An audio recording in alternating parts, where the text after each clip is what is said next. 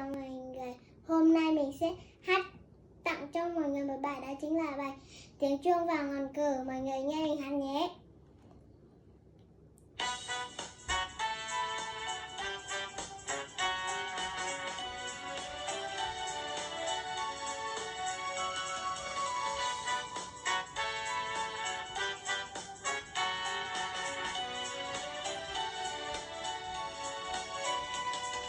Trái đất thân yêu, lòng chúc em xiết bao tự hào.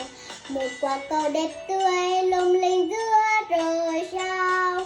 Trái đất chính là nhà bao gắn bó thiết tha, và bạn nào gần xa đây chính gia đình của ta.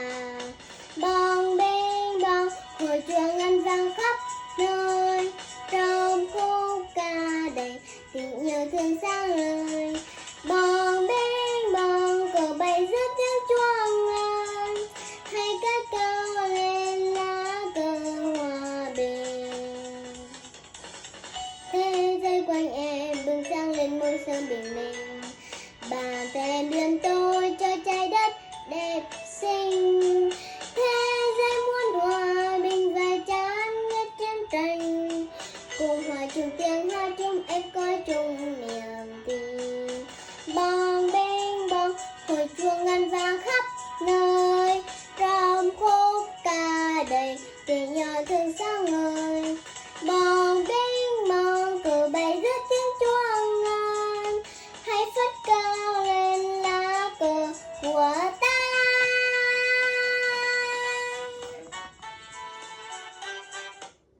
Bài của mình đến đây là hết rồi.